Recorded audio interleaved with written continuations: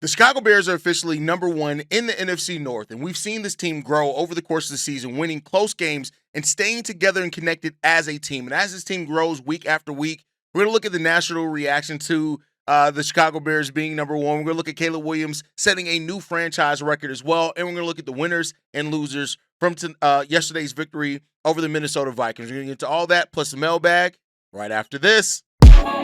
You are now tuned in to Chicago Bears Central, your number one place for all Chicago Bears news and content.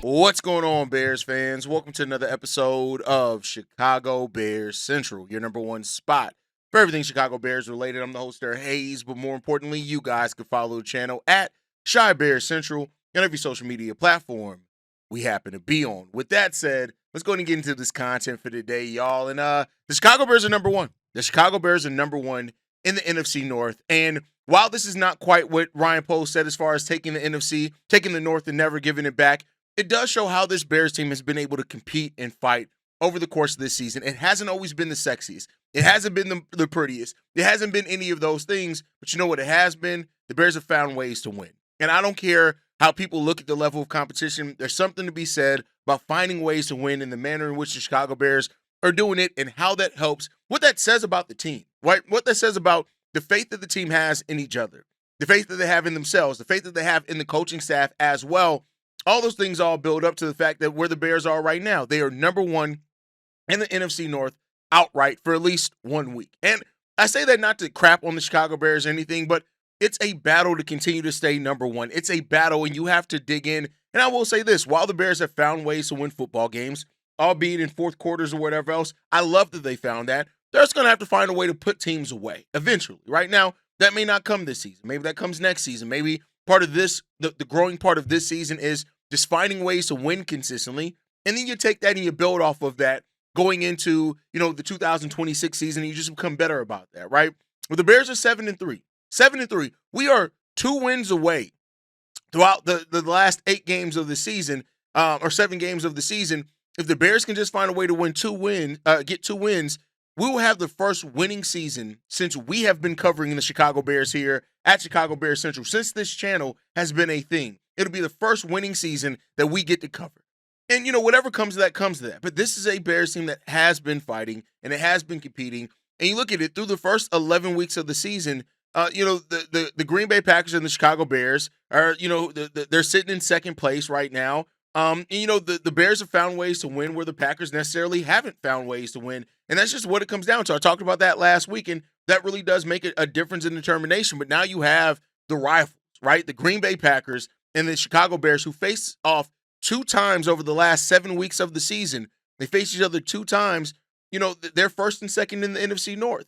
With the Detroit Lions not being far behind that, the Minnesota Vikings, now have maybe put themselves a little bit behind the 8 ball, but the Bears have 1 divisional win. And when you look at it, the only team that has multiple divisional wins is the team in last place, and that's the Minnesota Vikings. The Bears are 1-2. The Packers are 1-0. The Lions are 1-2 as well in the division. So things really are shaped up with the number of divisional games that the Bears have here as the season goes on. Every game matters, and the Bears have a lot of divisional games left on out of those final 7 games. 3 of those games are going to be divisional wins, so almost half of them were divisional games. Let's not say wins yet. I don't want to jinx nothing, right? So the Bears got to put that together, and things are really good right now. When you look around how people are reacting to this. It's a different level of reaction. Of course, you have people that are doubting because the Bears are going to be the Bears or whatever they say and all that type of stuff. The Bears have developed this reputation, and they've earned this reputation over the season of being able to pull out wins, get those clutch fourth quarter wins. And this has led them now here, mid-November, to be at number 1 in the NFC North. But like I always like to say, and I know, it doesn't, for people who just want to stay in the positive and they're not really worried about it, it's, the Bears still got a lot of tough games left, right? It seems like Aaron Rodgers is going to dodge us, not play in Week 12 against us. It is what it is there, right? But out of that, we face off against Pittsburgh, Philly next week on Good Friday, then Green Bay on December 7th, 2 days after my birthday, Cleveland on December 14th, Green Bay December 20th, San Francisco 49ers December 28th, and then we got that flex game against the Detroit Lions to end the season that we don't have an actual date set for quite yet, but things are coming along, man. And I tell you what, I am, for one, very excited that we have a team that we can talk about, and Bears have the Bulls have been struggling. They lost 5 in a row. To have the Bears being able to win the games that they've been winning, man, and be right now number one has felt really good. But now you got to defend it. And now you have to show that you can hold on to it. Otherwise, it means nothing. It's just a flash in the pan. So how can the Bears make this interesting over the last part of the season, these final 7 games left on the season? How can they hold on to it? That's what we'll see. And that's what they're going to have to prove. And that's what the NFL world is really going to be looking at. Listen, the Bears have been looked at as the little brother in the division, rightfully so, for a long time. Now it's time for the little brother to show, can he actually keep on the big dog pants, right? And we'll see. But we are the kings in the North right now. 1,386 days after Ryan Poles said that we were going to take the North and never give it back, the Chicago Bears have sole possession over first place in the NFC North for the first time since Ryan Poles has taken over this team. Now let's see what we can do. Skip Bayless, for example, tweeting out on Sunday night, November 16th, the Bears lead the NFC, supposed to be won by the Lions or Packers or even the Vikings. And so you're just getting a great reaction from this, and now the Bears got to go out and show what they can do. So let's savor this right now, but let's also realize the work ain't nearly done. We ain't really accomplished shit yet. So let's not act like we accomplished it, but it's good to see this team getting wins and being able to be in this position that they are right now. Now let's go and build off of. With that said, Caleb Williams continues to set records, right? He set a new Bears record in the win over that. Williams now holds the franchise record for most fourth-quarter comebacks by any Bears quarterback in a single season. He was tied for Jay Cutler for the single-season record with 4. Jay Cutler achieved that in 2010 and 15. Now this also makes Caleb Williams it gives him 7 fourth-quarter comebacks in his career, which ties him with Peyton Manning, Andrew Luck, Jake Plummer, Bo Nix, Josh Freeman as the quarterbacks do that the most in their first 2 seasons in the NFL. And so listen, and he has 7 games left of the season. He could run away with that record, especially with the way that the Chicago Bears have played and how these games have gone. It also, on Sundays, when it also give Williams 7 fourth-quarter comebacks in his career, which, ties him with those players, which we talked about, and that's really good, man. So now Caleb Williams will get to see what comes next of that. And for what it's worth, Caleb Williams was interviewed after the game. He said this: when the defense turns the ball over for us and we get the ball back, we got to put up 7 points. When they get us 3 and outs, we got to put up 7 points. That's a mindset and belief that we grow towards and gets better at. There's something I was preaching on the sideline. I'm going to keep preaching that because we have so much talent. We have so much belief. We have so much of great coaching staff, all these different things. And we'll see. Listen, it's great to have a quarterback that, despite people like ECH Bears fans who talk about Caleb Williams not being able to lead this team, Caleb Williams has grown as a leader on this team. And Caleb Williams has even talked about like the Bears, having a little bit or developing that it factor. And that's really good to see when it comes down to this team. He said for the idea of killer instinct, when there's blood in the water, we got to go. And that's the right mindset to have. That doesn't mean everything goes perfect for Caleb Williams, because it doesn't. And, we had drops again. DJ Moore dropped in a very important pass in yesterday's game. We had some of the missed throws by Caleb Williams. It was a couple of bad drives there for Caleb. Make no mistake about that. But this team continues to find ways to win football games. And that's the thing that I'm proud at as being a Bears fan, is having this team that has discovered this edge that just keeps putting them in a spot to win football games. That is the most important, is wins. I talked about how quarterbacks are unjustly judged based off just the win or loss total, even though it's a team effort. But the same people that would have judged Caleb Williams, even if he was putting up numbers and then the Bears were losing, would have been like, well, he's not a winning quarterback.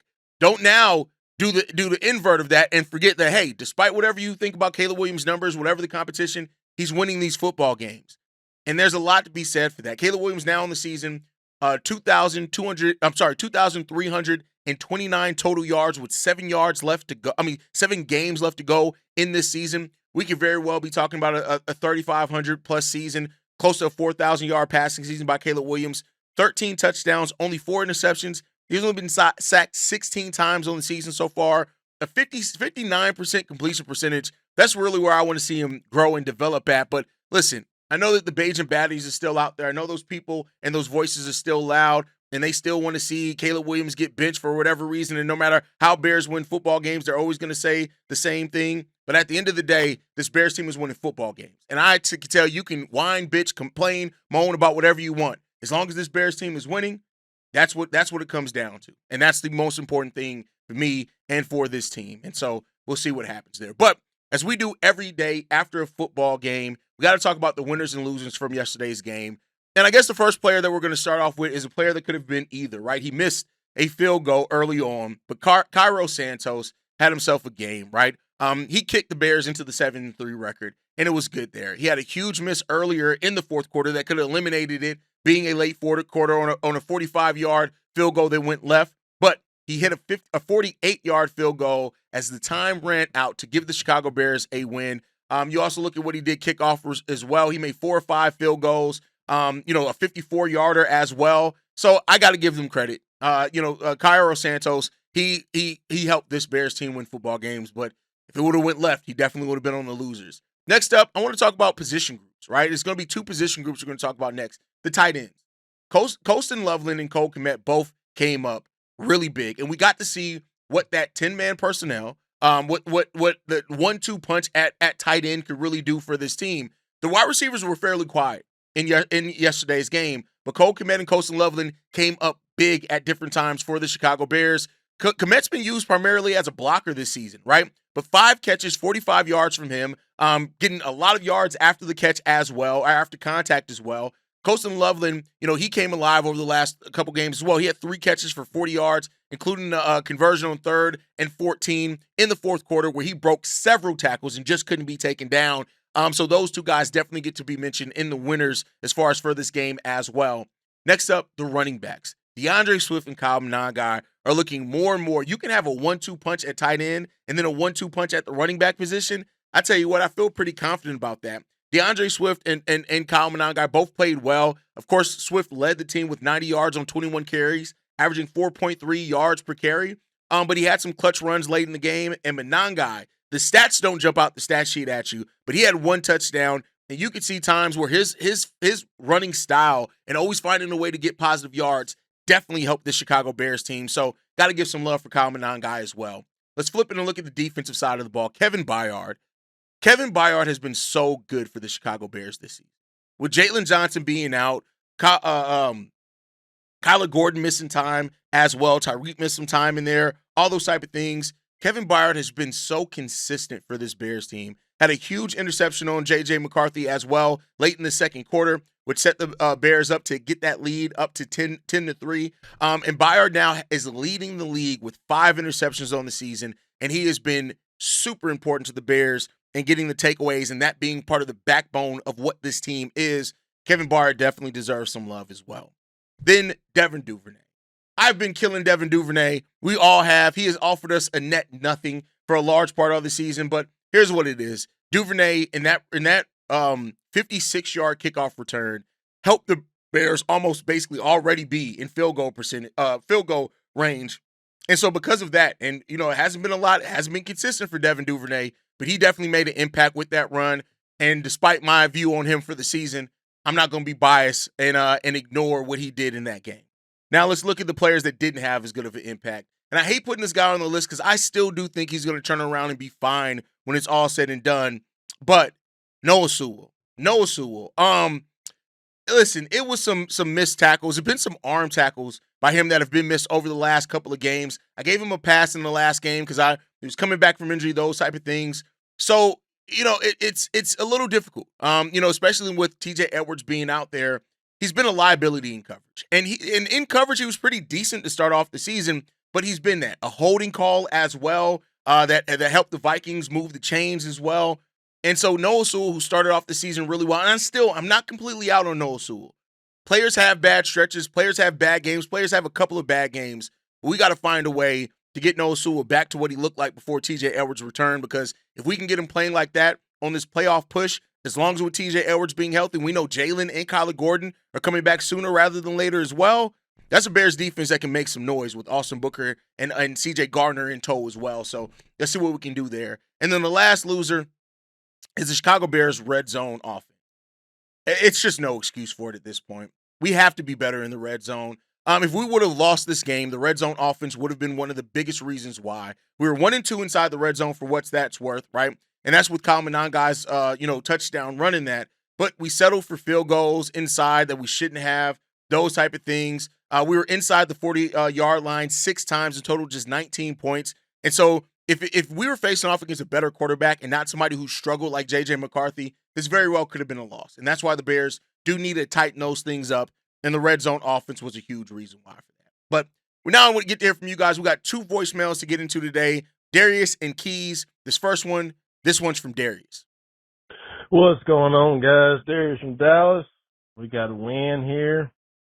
I think we could have done a little bit better defensively, but hey, we got the win, man. I think that the defense kind of collapsed toward the end with the secondary, and they almost got back in it, man. Well, they did get back in it, and my reason for saying that I felt like we couldn't make the playoffs is because of that very thing, man. We let teams in.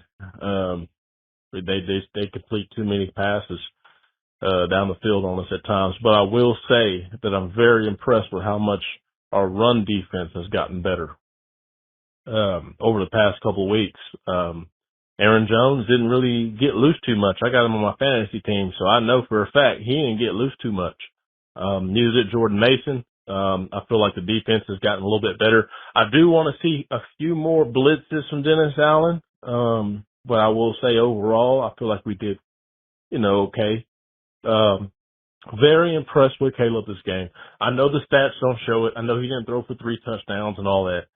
But I feel like genuinely Caleb made good decisions, and he literally did everything that he could to win this game. I really do feel that way. And if you look at the end of the game when we did kick the field goal and win it, Caleb was shaking his head. Like he still wasn't impressed with how he won the game. And I like that. I really do. And the last thing I got a question about, man, is why, I just want to know, why is there so much Noshawn Wright hate, but Tyreek Stevenson gets a pass? That's all I want to know. All I want to know is why Noshawn Wright can go out and get 4 interceptions, have better stats than Tyreek Stevenson, but this whole fucking fan base is just biased Tyreek for some fucking reason, and they both equally give up downfield coverage, big plays. They both do it. So if they both do it, give me the guy that's got a nose for the fucking football. That's all I'm saying. So I don't understand the reason behind it. I don't know why y'all are like this. I'm not necessarily talking about you, Haize, but we do have fans that it's like Tyreek can do no fucking wrong. Yeah, you call him out a little bit, but Noshawn Wright has gotten way more hate than Tyreek Stevenson. And I don't know why. Because he's a better cornerback than Tyreek Stevenson, point blank, period. But let me know what y'all think, man. Texas up, bear down. Glad for the win. Let's fucking go. Bears defense has improved definitely in the run defense. No doubt about that. I just want to see them getting more consistent on getting pressure on the quarterback. And notice I didn't say sacks. I'm talking about pressure. You have to make quarterbacks uncomfortable, especially if you want to be a playoff team and have success in the playoffs, right? So that's something that I would like to see get better on. And, I think if Kyler Gordon does make his return and then you have him and CJ to provide that support there and get, creative in Dennis Allen's scheme, I think we can get a little bit more pressure. Hopefully that more sacks come with that too. Montez, who had 4 straight games, really good games, didn't really have the impact in last night's game either. So we want to see those things tighten up for sure. But overall, you're right. The defense has improved in the run game. Just get a little bit more consistent pressure. I know that we're not going to all of a sudden flip the script and get a bunch of sacks. I know that's probably not going to happen. But you can get a little bit more pressure there. I think that can definitely help you. Now, as far as your whole Noshawn Wright, Tyreek Stevenson thing, I don't know if you listened to the mailbag on Friday, but I already broke that down. You cherry-picked specific stats and didn't look at analytics. And I think when you look at the analytics, you'll see Tyreek Stevenson is better than Noshawn Wright. So yeah, Tyreek Stevenson is a better cornerback than Noshawn Wright. That's just is what it is. And I love you, Darius, but sometimes you zero in on these things, and it's like you just want to be right about something. Like, I love you, brother, but you have that white man entitlement a little bit. And you're not even white, right? Like, oh, everybody else is saying something. I'm saying the opposite. I have to be right. Everybody else is wrong. And I do think sometimes that your desire to want to be right about something overtakes just objective football talk. Like, why is it about being right or wrong about something? Just have objective football talk, regardless if people agree with you or disagree with you. And, like, I mean, you're the same person that said Ben Johnson was the next Matt Nagy, that DeAndre Swift couldn't run between the tackles, which we've actually seen him be pretty solid about this season, right? And grown in those areas. Like, not everybody's going to be right about something. It's football. We're all going to be wrong. We're all going to be right at times. But, at the end of the day, the analytics and stats are different. And yeah, the counting stats are great, right? But how many cornerbacks have we seen over the years that had more interceptions than Jalen Johnson, while Jalen Johnson was much better? Now, we know that Tyreek Stevenson isn't that in coverage like Jalen, and he's not that. But if you talking about playing the cornerback too, Tyreek Stevenson is a better cornerback than Deshaun Wright. It just is what it is. There's not even any ifs, ands, or buts about that. So, yeah, that's my thought. Love you, Darius, but sometimes you get a little too caught up in stuff. Let's get into this next voicemail, man. This one's actually from Darius's, his football spouse, and that's Keys. Yo, what's the deal, fellas? It's your boy Keys, man. Hope all is well with you guys. With that being said, let's get to it. So we are at the point at 7-3. Love how we have resilience as a team. Love how we keep building as a team. In spite of everything, we keep winning, no matter the mistakes. In my opinion, I felt like we dominated in certain aspects, but we didn't take full control. And I think this is a team right now that's just surviving majority of it. And when in doubt, or if the game is close, we're going to figure out a way to win the game. You know what I'm saying? And as long as we got 18 and Ben Johnson and a group of guys that's going to believe, we always going to be in a game, man, no matter what. And I know that some of the Bears fans and certain things that I've seen, it is cardiac arrest for a lot of us, man, because how much can a heart take? But we didn't say we didn't, we don't know how it looks to win, but we want to win. And I think the whole spectrum of everything, especially with Bears fans right now, we win it. Let's be happy with that. I know we want to get better, but I don't think this team's full stride and where we're going to go offensively and defensively, and even on special teams, it won't fully hit until next year. But in spite of all of that, you win it. Be grateful, be happy. We in first place. Bro, like, I'm looking at it like, man, we a lot of, that's just fans in general. Beggars and choosers, you know what I'm saying? That's people in life. Like, man, we win it, bro. Like, what more could we ask for? Last year at this point in time, we were 4-6, and Caleb just got his ass whipped by the New England Patriots. We had Shane Waldron as our offensive coordinator, and Eberflus as the head coach. We are winning. We win it. We're going to keep winning, I believe. And I think the magic number for us to be playoff secure and everything like that is 4. So if we can get 11 wins, we good, and the way our schedule is, yeah, it's tough, and these are tough games and everything like that, but we can win those games. We can win these games. We should be able to win these games. And as long as we keep winning, bro, stop complaining. Our D-line has to get better. We have to see a little bit more. Yesterday wasn't the best output, but we still got 2 takeaways. And overall, again, we win it. So we're going to keep getting better. And like Ben said, our best football will be played in December. So let me know what you guys think. As always, Chi-Town up, bear down. First of all, Keys, I love you, bro. You and Darius are 2 of my favorite callers. I just like to throw you guys shit because I know you give it back to me, man. But you're right. Having a team that believes in themselves, believes in the coaching, believes in the guys next to them, that's a major reason why the Chicago Bears are playing and winning games and working the way that they are. Now, the thing that I would say is that it hasn't, like I said earlier, it hasn't been the sexiest way to get wins. It hasn't been the prettiest way to get wins, but they're getting wins. And I think that the way that I'll categorize it is this. The Chicago Bears this long are learning how to survive and get wins. And hopefully they build off of wherever it happens this season, and then they go from surviving to a team that knows how to thrive, right? And those are 2 very different things. Now, the Bears could very well make a postseason this year. That's great, right? But hopefully they take whatever they learned this season, they refine it because they're learning how to win. They refine it, and then next year they'll learn how to thrive for the entirety of the year. And if the Bears get to that point where they're consistently thriving, that's where the sky is really looking up for the Chicago Bears. So we'll see what happens there. But that is my time for today, guys. I want to thank you guys so much for tuning in. The Bears are sitting at 7-3 right now in the season, sitting atop the NFC North. Caleb Williams is continuing to rewrite franchise history as he's been doing since his rookie year, and he's doing it 1 week at a time. The Bears are starting to, will they learn how to thrive? That's the question here. Drop your thoughts down below. Did this win, getting a divisional win, prove anything else for you for the Chicago Bears? Make sure you guys like, subscribe, hit that notification bell if you always want to be notified and never miss when we post. Otherwise, you guys can follow us at Chi Bears Central. You can send us any feedback, questions, comments, concerns. ChicagoBearsCentral@gmail.com. And then lastly, if you want to leave a text message and our voicemail for the mailbag, the number to do so, 242-9336. We are the number one spot for everything Chicago Bears related, and that's thanks to you, lovely and beautiful people. And like I like to end every episode on, Chi-Town up, but Bear down. Love you guys. Peace, y'all. This has been a presentation of the Break Media.